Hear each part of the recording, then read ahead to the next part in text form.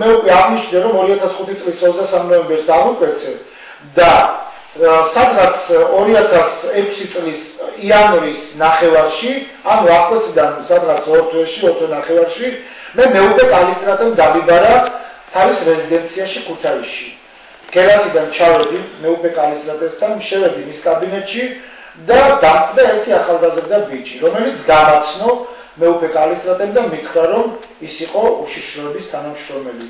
და მე როგორც მისი მიწა-წყლის წარმომადგენელი, რადგან მეუღლე კალისტრატე თელავიდან არის, სოფელ ვარდისუბიდან და მე ყვარლის რაიონიდან, როგორც მე მისი მიწა-წყლის წარმომადგენელი, მე უფრო მეტად მენდობოდა და თვალი და ყური უნდა მქონოდა, სწორედაც მონასტერში ყველაზე და ყველაფერზე და საჭირო ინფორმაცია უნდა მივეტანა უშიშროებისათვის.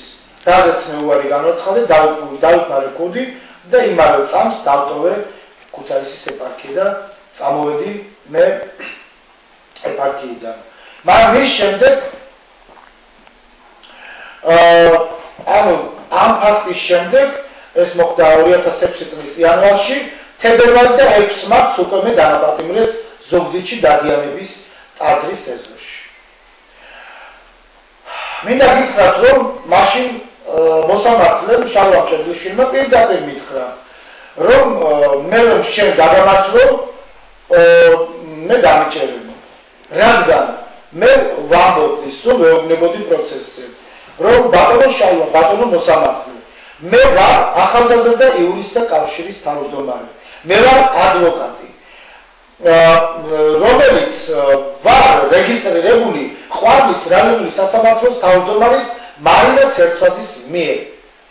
ასე რომ ჩემზე მოქმედებს საქართველოს კანონი ადვოკატთა შესახებ მუხლის 71-ის მეხუთე პუნქტი, სადაც სიტყვასიტყვით წერია, რომ ადვოკატის მიერ სისხლის სამართლის დანაშაულის შემთხვევაში, ჩადენის შემთხვევაში, სისხლის სამართლის საქმის აღძრის უფლება აქვს საქართველოს გენერალურ პროკურორს ან მის მოადგილეს, ხოლო დაპატიმრების ბრძანების გაცემის უფლება აქვს თბილისის საოლქო სასამართლოს თავმჯდომარეს.